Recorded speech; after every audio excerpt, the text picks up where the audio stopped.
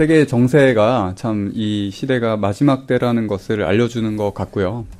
뿐만 아니라 이 기후도 참 극단적이라서 정말 말세다라고 생각하는 사람들이 많은 것 같습니다. 어쨌든 이 안식일에 우리가 함께 예배드릴 수 있도록 인도해 주신 이런 상황 속에서도 인도해 주신 우리 주님께 감사와 영광을 돌립니다.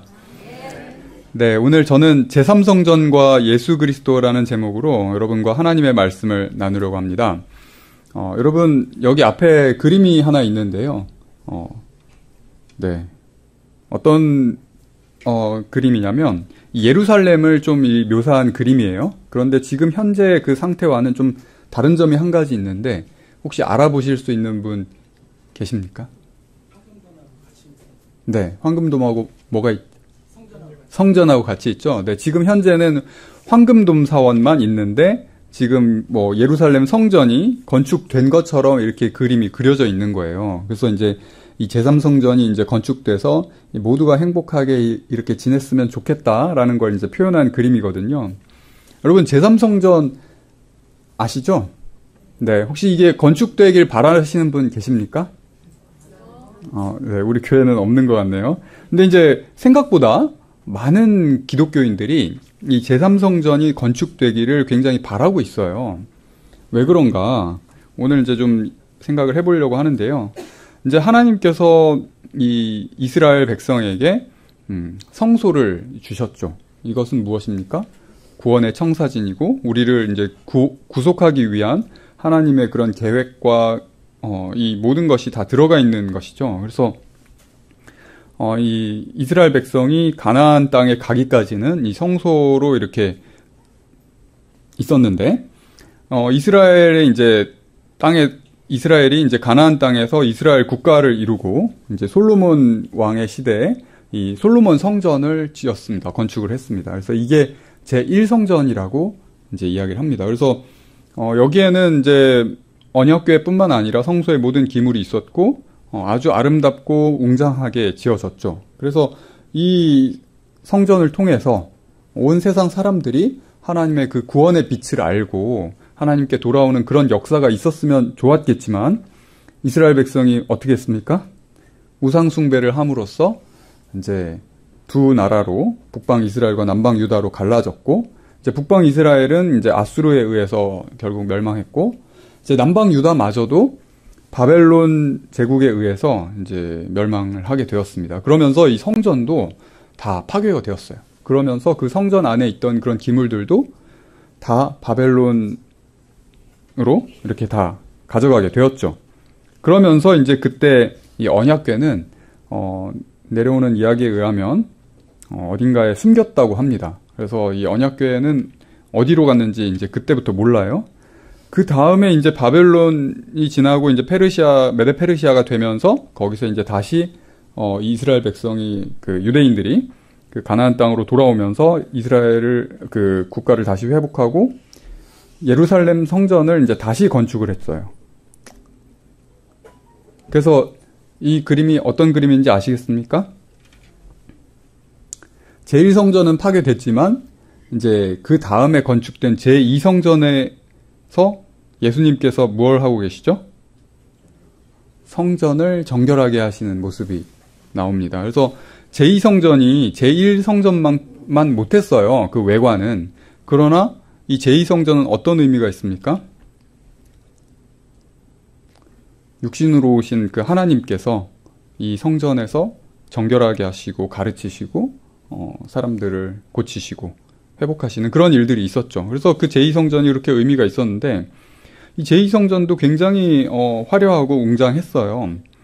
그래서 이 성전이 영원할 것 같았지만 예수님께서는 어떻게 말씀하셨습니까? 돌 하나도 돌 위에 남지 않고 다 무너진다라고 하셨어요. 그래서 이 제2성전이 결국은 어떻게 됐습니까? AD 70년에 로마 군대에 의해서 다 무너지게 되었습니다. 그러면서 이스라엘 백성은 그때부터 이제 그 뒤로 국가를 잃고 이제 2000년, 거의 2000년간, 1900년간 이제 떠돌아다니는 그런 신세가 되었죠. 근데 뭐 약 2000년이 지난 이 시대에 왜 성전을 다시 세우려고 하는가? 왜 다시 세우고 싶어 할까요? 사실 이 유대인들은 그들의 이제 자랑이 뭡니까? 성전이죠.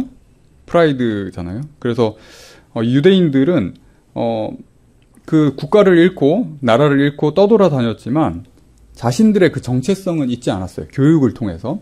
그래서 다른 이 유럽 국가들은 다 기독교를 국교로 받아들였지만 이 유대인들은 유대교를 계속 고수를 했죠. 그래서 미움을 받았어요. 미움을 받으니까 더 악착같이 이제 살아가면서 이 경제에 눈을 뜨게 됐고 돈을 많이 벌었죠. 돈을 많이 벌어가지고 미움을 더 많이 받았어요. 돈 많은 사람들 좀 싫어하잖아요. 그래서 이 사람은 누구냐면 베니스의 상인에 나온 샤일록을 이렇게 연기한 사람인데 이 베니스의 상인 읽어보신 분 계십니까? 네, 이 유대인 고리대금업자로 나오는 샤일록이 굉장히 이제 악한 악당으로 이렇게 묘사가 되어 있죠. 그래서 그런 미움을 받으니까 이제 흑사병 때도 이 유대인들이 이 병을 퍼뜨렸다라는 이런 소문이 돌아서 엄청나게 이제 큰 박해를 받았죠.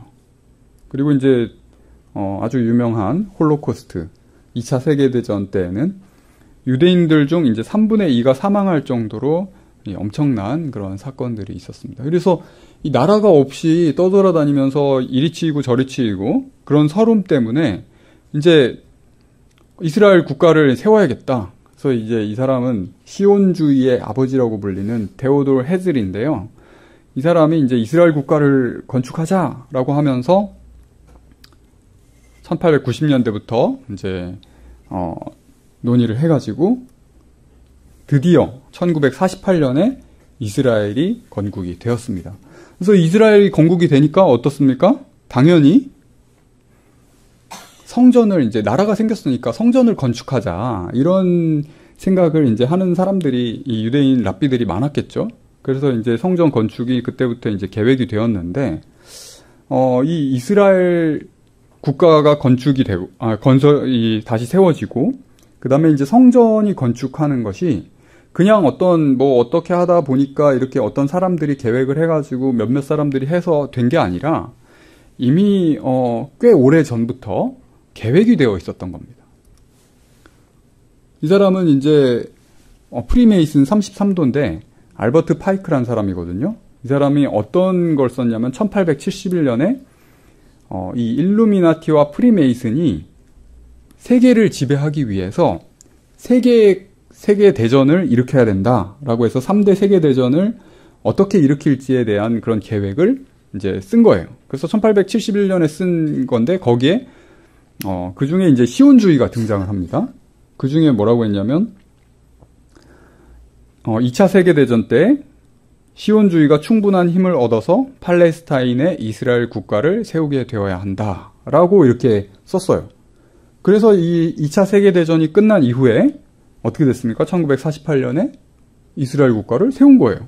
그러니까 좀 이상할 만큼 이 사람의 쓴 그 계획대로 이스라엘 국가가 세워진 거예요.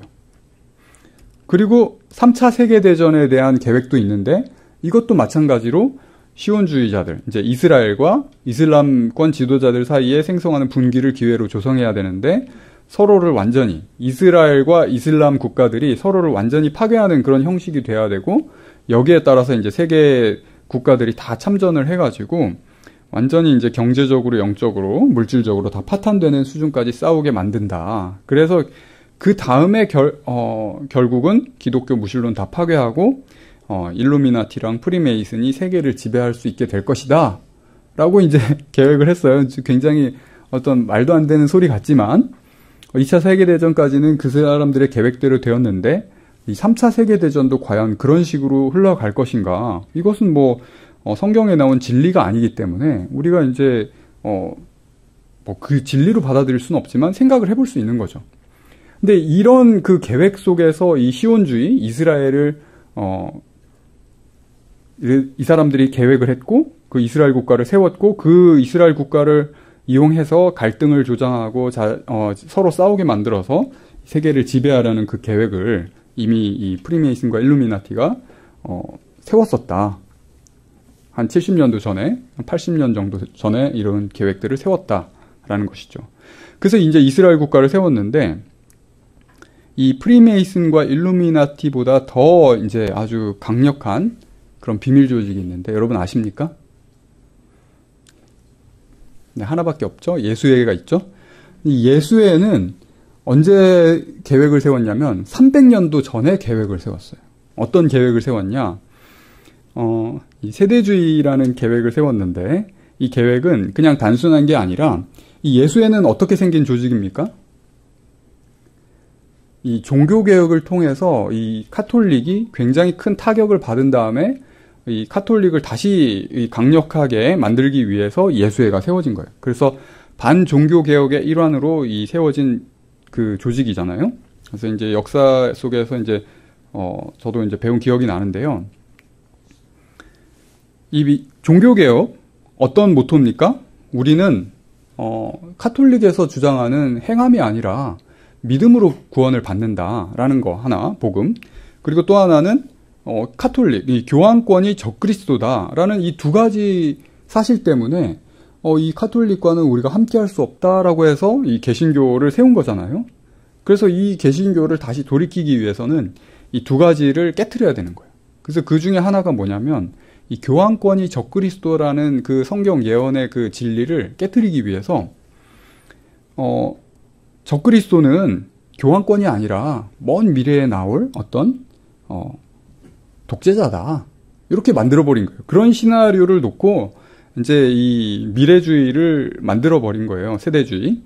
그래서 7년 대환란, 비밀 휴거, 적그리스도, 이제 베리칩이 짐승의 표고, 아마겟돈 전쟁은 3차 세계대전이고, 막 이런 어떤 시나리오들을 다 만들어 놓은 것이 이제 예수의 신부 프란시스 리베라가 만든 세대주의, 미래 중에 이제 미래주의입니다. 그래서 이 세대주의가 개신교에 침투해서 굉장히 많은 사람들이 이걸 믿고 있어요. 근데 그 세대주의자들의 그 종말 시나리오를 여러분 아십니까? 제가 이제 뭐 장황하기 때문에 아주 간략하게만 말씀을 드리면 이스라엘과 이슬람 이제 그 종말 시나리오예요. 이슬람 연합 국가들의 전쟁이 발생해요. 그리고 이슬람 황금돔 사원이 전쟁이나 지진에 의해 파괴되고 이런 혼란 중에 전 세계에서 갑자기 비밀 휴거가 발생을 합니다. 그리고 전쟁과 휴거의 공포 속에 세계적인 지도자가 나타나고요. 이 지도자는 7년 평화조약을 맺어요. 그러면서 제3성전을 건축을 합니다. 그래서 전 3년 반 동안 전 세계는 전쟁, 질병, 기아, 재난이 없는 평화의 시대를 보냅니다. 그리고 전 3년 반이 지나서 세계적인 지도자는 적그리스도의 본색을 드러내고 자신을 하나님이라고 칭합니다. 그리고 자신을 따르는 사람들에게만 짐승의 표를 주고 반대하는 사람들은 다 죽이고 매매를 못하게 하죠. 그다음 이에 반대하는 중동과 러시아 연합군대가 전쟁을 일으키고 3차 세계대전으로 확전이 됩니다. 그리고 중국과 미국의 참전으로 핵전쟁이 되어 세계는 황폐해지고요. 이후 3년 반 동안의 위기 상황 속에서 유대인들이 회심해서 요한계시록에 나오는 14만 4천이 됩니다. 그리고 14만 4천이 된 유대인들은 전 세계에 복음을 전하고요. 이 7년 대환란이 이제 끝나고 예수님의 재림이 있고 핵전쟁에서 살아남은 사람들이 유대인 위주의 천년 왕국을 이루고 살아간다라는 게 이제 세대주의자들의 종말 시나리오입니다. 여러분 이렇게 믿으신 분 계십니까? 아무도 없어요? 네. 한 분이라도 있을 줄 알았는데 이렇게 믿는 분들이 근데 생각보다 기독교에 많아요. 근데 놀라운 건 이 시나리오에 뭐가 있습니까? 이스라엘 국가가 있고 이스라엘 국가가 건축할 제3성전이 다 있는 거예요. 그래서 이미 300년 전에 이런 시나리오들을 다 만들어 놓고 이런 부분들을 진행하는 건 그냥 어떤 한 몇몇 사람들이 계획을 해서 진행할 수 있는 게 아니에요. 수백 년간 이런 부분들을 계획해 놓고 진행을 하는 것은 분명히 무엇입니까? 악한 영의 역사가 있다라는 것이죠. 그래서 이것을 통해서 수많은 사람들을 지금 기만을 하고 있습니다. 근데 이 세대주의자들은 이 성경절을 읽으면서 뭐라고 하는지 아십니까? 저는 대적하는 자라 범사에 일컫는 하나님이나 숭배함을 받는 자 위에 뛰어난 자존하여 하나님 성전에 앉아 자기를 보여 하나님이라 하느니라. 여기에 이제 사도 바울이 쓴 이 저라는 사람이 누굽니까? 이 사람의 정체가 무엇입니까? 적그리스도죠? 근데 적그리스도가 어디에 앉아 있다 그래요? 하나님 성전에 앉아 있다라고 이렇게 해요. 그래서 이 세대주의자들은 이 성경절들을 보고 자 봐라, 이 적그리스도는 하나님의 성전에 앉아 있는데 지금 성전이 없지 않냐? 제3성전이 건축이 되어야 한다. 그럼 제3성전에 이제 이 적그리스도가 앉아서 세상을 지배하면서 자기가 하나님이라고 할 것이다. 라고 이제 그런 시나리오를 말하면서 이 성경절을 해석을 합니다. 그래서 이제 성전이 건축이 되어야 되는 거죠. 근데 이제 이 세대주의 중에 이제 미래주의 해석의 모순을 좀 생각을 해보자면 이 적그리스도의 정체를 이 세대주의자들은 믿고 있는 사람들은 다 알 거 아닙니까? 알 거 아니에요? 그래서 세상이 안다면 그가 어떻게 이 종교 통합을 이룩할 수 있을까? 다 이 사람이 적그리스도라는 나중에 평화의 세계 지도자인 것처럼 하지만 3년 반 후에는 적그리스도의 정체를 드러낼 텐데 과연 이 사람을 다 믿고 종교 통합을 해줄 수 있을까? 생각해보면 너무 엉뚱한 시나리오죠. 그리고 사도 바울, 사도 요한, 예수님은 교회를 세우고 양육했습니다. 그랬는데 왜 갑자기 유대인들이 등장해서 하나님의 마지막 사역을 하는가? 그리고 천년 왕국이 유대인 위주로 이렇게 진행되는가? 이거 생각해보면 성경의 말씀을 봐도 그 사람들이 해석하는 게 너무 모순이 많아요. 그런데 이렇게 그냥 상식적으로만 생각해봐도, 성경적인 상식만 가지고 생각해봐도 너무나 말도 안 되는 시나리오다. 그런데 이것을 믿는 사람들이 있다라는 것입니다. 그래서 우리가 이런 부분들을 잘 분별을 해야 되는데, 이거는 이제 2017년 일이지만, 이 사람이 누굽니까? 유대인 지도자죠. 네, 좀 한국어로 번역했는데, 유대인 지도자들이 교황을 만났어요. 근데 교황을 만났는데, 왜 만났죠? 유대인들이 예수를 죽였다라는 게 아니다. 무죄다. 유대인들이 예수를 죽인 게 아니다. 라고 만드는 그 법령을 기념하기 위해서 프란치스코 교황을 만났어요. 그러면 기념한다는 건 벌써 이미 있다는 이야기죠. 베네딕토 16세가 자신의 저서에서 유대인들이 예수 그리스도의 죽음에 집단 책임이 있는 것이 아니다. 이렇게 이야기를 한 거예요. 그래서 유대인들이 예수님 죽였습니까? 그게 아니래요. 이제 유대인 일부가 이제 예수님을 선동해가지고 죽이게 만들었지만, 다른 유대인들은 무슨 잘못이냐. 우리는 그때는 태어나지도 않았다. 그러니까 자꾸 이제 유대인들이 예수님 죽였다는 거, 그거 가지고 우리 핍박하고 그렇게 하지 맙시다. 그렇게 이제 해서 어떻게 하는 겁니까? 유대교와 카톨릭 같이 이제 서로 평화를 이루고 연합을 하자. 이런 측면에서 교황이 이제 유대인 지도자를 만난 것이죠. 그리고 이제 프란치스코 교황이 첫 교황인데 이슬람의 그 시아파와 수니파가 있죠. 두 지도자를 모두 만난 첫 교황입니다. 그래서 이 교황이 어디서 만났냐면 아브라함의 고향인 우르 평원에서 이제 이슬람 지도자를 만났다고 합니다. 여기 이제 이 아브라함이 나오는데 2020년에는 아브라함 협정식이 있었죠. 여기엔 누구냐면 이슬람 국가들과 이스라엘 그 총리 네타냐후 총리와 이제 기독교인 트럼프까지 해가지고 4개국 정상이 만나서 아브라함 협정을 맺었어요. 근데 왜 아브라함 협정인지 아십니까? 이슬람교와 유대교와 기독교의 조상 중에 아브라함이 있죠. 그래서 공통이에요, 아브라함이. 그래서 아브라함 협정이에요. 우리는 아브라함의 후손들로서 형제인데 우리가 서로 친하게 지내자, 평화를 이루고 같이 연합하자라는 측면에서 이제 이렇게 아브라함 협정을 맺은 거죠. 평화 협정을. 근데 한술 더 떠서 천주교, 유대교, 이슬람이 한 단지에 이제 아랍에미리트 아부다비에 아브라함 가족의 집이 완공이 됐다고 합니다. 2023년 2월입니다. 그래서 지금 현재 이 아랍에미리트 아부다비에 가면 이 아브라함 가족의 집을 방문할 수가 있어요.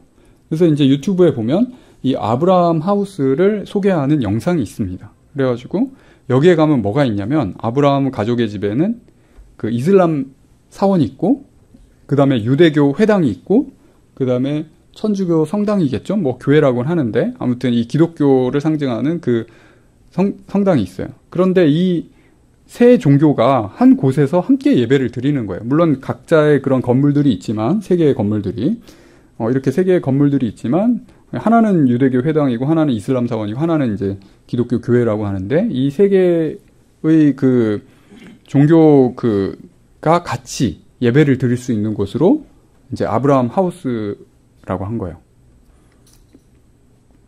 그런데 여기 이게 그 아브라함 가족의 집, 이 세 종교의 공통점은 조상이 아브라함인 거예요. 그러니까 여기에 아브라함은 있지만 누가 없습니까? 예수님이 없어요. 왜? 유대교는 예수님을 메시아로 받아들이기를 거절하죠.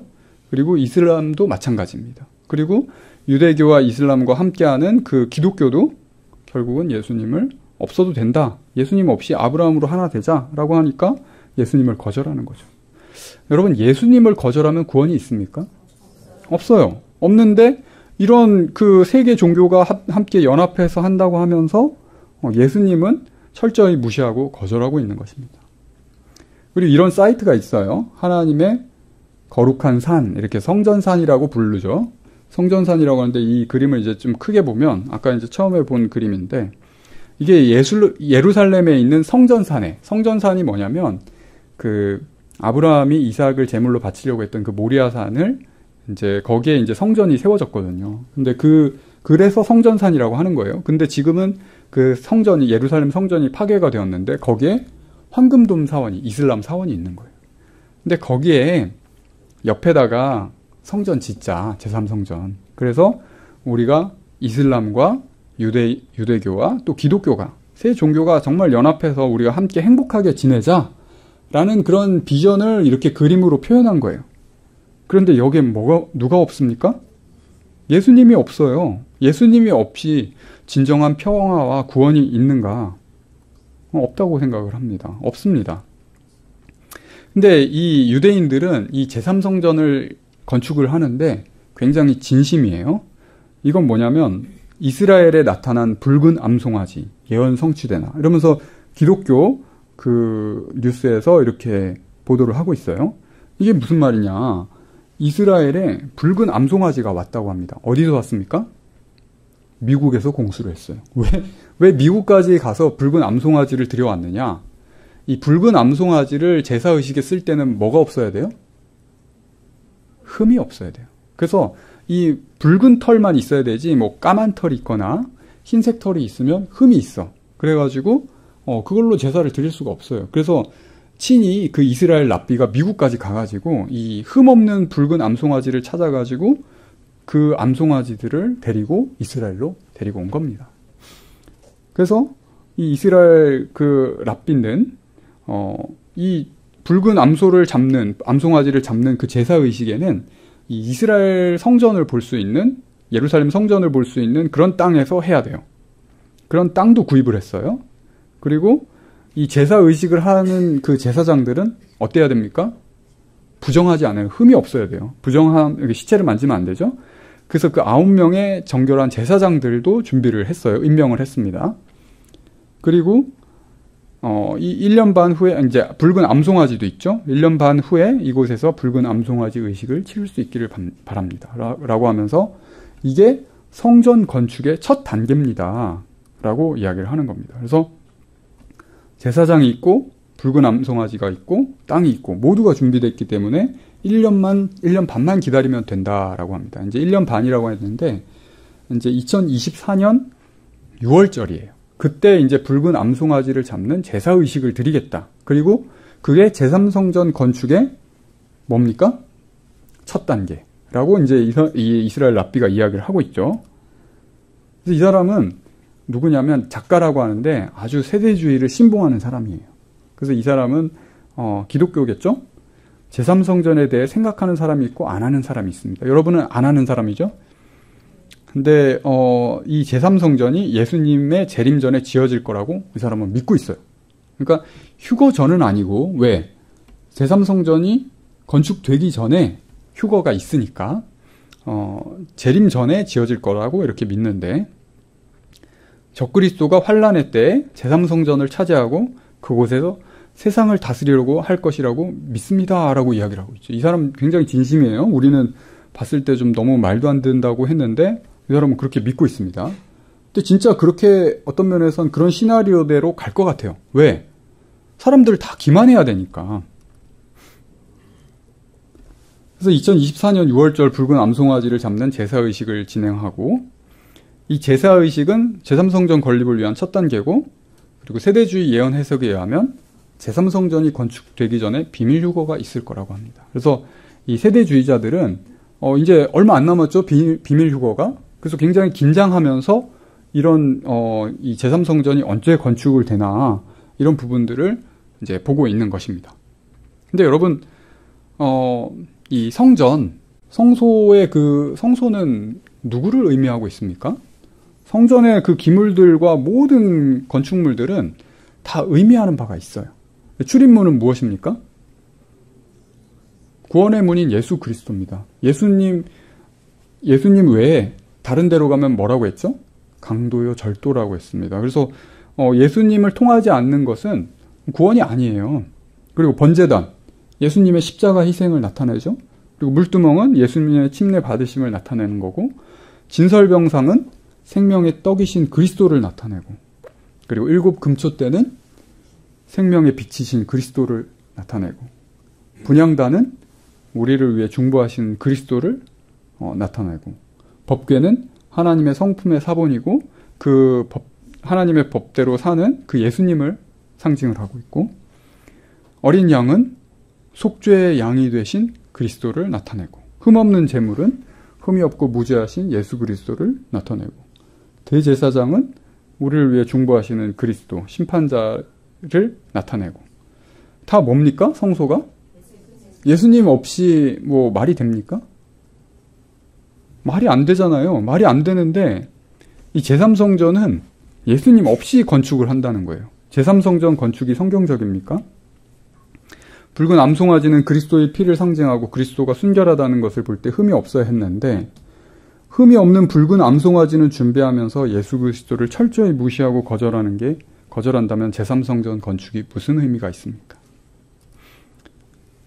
또 제1성전에는 언약궤를 포함한 성전의 모든 기구가 다 있었어요. 의미가 있었죠. 근데 제2성전에는 언약궤가 없었어요. 이게 언약궤가 이 바벨론이 이제 성전을 파괴하면서 그때 이후로 사라져서 지금까지 못 찾고 있습니다.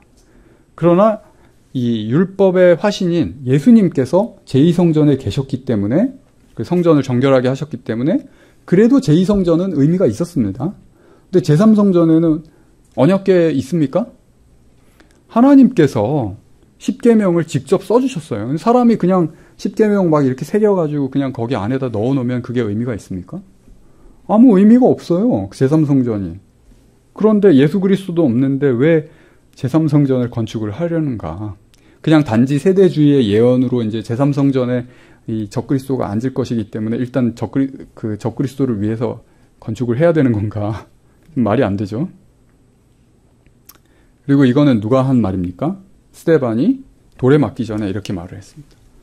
지극히 높으신 이는 손으로 지은 곳에 계시지 아니하시나니 선지자의 말한 바 주께서 가라사대 하늘은 나의 보좌요 땅은 나의 발등상이니 너희가 나를 위하여 무슨 집을 짓겠으며 나의 안식할 처소가 어디냐? 이 모든 것이 다 내 손으로 지은 것이 아니냐 함과 같으니라. 이렇게 이야기를 했죠. 하나님께서는 사람이 손으로 지은 그런 집에 거하시는 분이 아니십니다. 그런데 제3성전만 건축한다고 하나님께서 그곳에 기뻐하시고 거주하실까요? 아니잖아요. 성전을 우리에게 주신 이유는 이것을 통해서 너희들이 하나님의 구속사역과 그 구원과 복음을 깨닫고 알게 하시기 위해 주신 것이지, 뭔가 뭐 이스라엘을 뭐 자랑하고 뭐 거기 그곳에 가야만 하나님께서 받으시고 뭐 이렇게 해서 주신 게 아닙니다. 하나님께서는 이스라엘을 이렇게 선택하신 목적이 무엇입니까? 이스라엘 중에 보존된 자를 돌아오게 할 것은 오히려 경한 일이라 내가 또 너로 이방의 빛을 삼아 나의 구원을 베풀어서 땅끝까지 이르게 하리라. 이스라엘을 통해서 온 세상에 그 하나님의 구원을 베푸신 거예요. 그런데 이스라엘이 그 목적을 성취했습니까? 아니요. 오히려 정말 우리의 구원으로 오신 예수님을 십자가에 못 박으며 거절을 했죠. 그래서 저를 믿는 자는 심판을 받지 아니하는 것이요 믿지 아니하는 자는 하나님의 독생자의 이름을 믿지 아니함으로 벌써 심판을 받은 것이니라 라고 성경은 기록하고 있는데, 예수님을 믿지 아니하는 자는 어떻게 됐다고요? 벌써 심판을 받았는데 멸망받기로 이미 결정이 된 것이죠. 예루살렘아 예루살렘아 선지자들을 죽이고 내게 파송된 자들을 돌로 치는 자여, 암탉이 그 새끼를 날개 아래 모음같이 내가 내 자녀를 모으려 한 일이 몇 번이냐. 그러나 너희가 원치 아니하였도다. 보라 너희 집이 황폐하여 버림바 되리라. 예수님께서 이 이스라엘을 구원하시기 위해서 정말 여러 번 그 기회를 주셨고 품으려고 하셨지만 이스라엘이 원하지 않았습니다. 그래서 결국은 멸망하게 된 것이죠. 하나님께서는 우리에게도 이렇게 암탉이 자기 새끼를 모으려 한 것 같이 우리에게 자꾸 구원하시기 위해서 여러 번 기회를 주고 계십니다. 그런데 결국은 거절을 했기 때문에 그 돌 하나도 도리에 남지 않고 다 무너진다고 예수님께서 말씀하셨고, 그 이유가 무엇입니까? 권고받는 날을 내가 알지 못함을 인함이니라. 권고받는 날, 이게 무엇입니까? 이스라엘에 예수님께서, 하나님이신 예수님께서 인간으로 오셔서 이 구원을 전해주셨어요. 그랬는데 그것을 거절했다라는 것이죠. 그래서 결국 예수님을 거절했기 때문에 돌 하나도 도리에 남지 않고 다 이제 멸망하게 되는 것이죠. 그래서 하나님의 성전과 우상이 어찌 일치가 되려? 우리는 살아계신 하나님의 성전이라. 어떤 돌로 건축한 건축물이 성전이 아니라 우리가 살아계신 하나님의 성전이라고 성경은 이야기를 하고 있습니다. 그래서 하나님께서 가라사대 내가 저희 가운데 거하며 두루 행하여 나는 저희 하나님이 되고 저희는 나의 백성이 되리라 하셨습니다. 또 에베소서에도 이런 말씀이 있죠. 너희는 사도들과 선지자들의 터 위에 세우심을 입은 자라. 그리스도 예수께서 친히 모퉁이 돌이 되셨느니라. 그의 안에서 건물마다 서로 연결하여 주 안에서 성전이 되어가고 너희도 성령 안에서 하나님의 거하실 처소가 되기 위하여 예수 안에서 함께 지어져 가느니라. 예수님께서 모퉁이 돌이 되시고 우리와 함께 이 성전이 되어 간다고 이렇게 기록을 하고 있습니다. 제3성전이 모퉁이 돌로 예수님이 있습니까? 없어요. 제3성전에는 예수님이 없습니다. 그래서 그것은 정말 하나님의 성전이라고 할 수가 없죠. 너희가 하나님의 성전인 것과 하나님의 성령이 너희 안에 거하시는 것을 알지 못하느냐. 우리가 하나님의 성전이고 성령님께서 우리 안에 거하신다는 것을 성경은 분명히 기록을 하고 있습니다.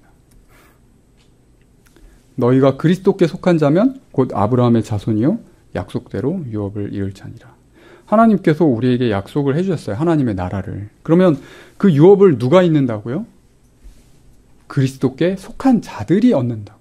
그러면 그리스도께 속하지 않는 사람들은 아무리 겉으로 평화를 유지하고 연합을 한다고 해도 결국은 유업을 이을 수 없다라는 것을 이야기를 하고 있습니다. 그래서 우리가 정말 이런 때일수록 더 예수 그리스도를 바라보고 예수님을 의지를 해야 된다라는 것을 여러분에게 말씀을 드리고 싶습니다. 그래서 2024년 6월절에 이제 내년 4월 22일 정도라고 합니다. 그때 붉은 암송아지로 제사를 드린다고 하고 이제 그게 성전 건축의 첫 단계라고 하는데, 이것은 예수 그리스도를 사람들의 마음속에서 제거하려는 거대한 이 사탄의 기만입니다. 그래서 이런 부분들을 여러분이 하나님의 말씀으로 분별을 해야 됩니다. 그래서 이것을 거짓에 휩쓸리지 않고 진리에 붙어 있을 수 있도록 성경을 공부해야 하고, 이 우리를 구원하시기 위해서 성전을 주시고 그 모든 부분에 예수 그리스도를 예표하고 있다는 사실을 우리는 더욱더 확인하고 기억을 해야 될 것입니다. 그래서 제3성전이 아니라 우리를 구속하시는 예수님께 우리의 눈을 고정시키는 우리 모두가 되길 바라며 말씀을 마치도록 하겠습니다. 기도하겠습니다. 사랑이신 하나님 아버지, 오늘 또 저희들에게 이렇게 주님의 말씀을 공부하고 또 알 수 있는 기회를 주시니 감사합니다. 세상은 참 하나님의 말씀을 무시하고 예수님을 거절하고 연합과 평화를 이룬다고 하지만 그 모든 것이 결국은 모래성처럼 무너질 것을 저희들은 알고 있습니다. 주님, 저희들이 이런 때에 더욱더 예수님을 믿고 의지할 수 있도록 도와주시고 이 세상의 것들에 소망을 두지 않고 하늘의 것에 소망을 두고 살아갈 수 있도록 저희를 인도해 주시옵소서. 우리 예사랑교회 형제 자매들이 주님의 진리와 사랑 안에 더욱더 하나 되게 하시고 이 마지막 때 끝까지 주님의 이 귀한 진리를 증거하는 주님의 증인들로 설 수 있도록 인도해 주시옵소서. 사랑이신 예수님 이름으로 간절히 기도드리옵나이다.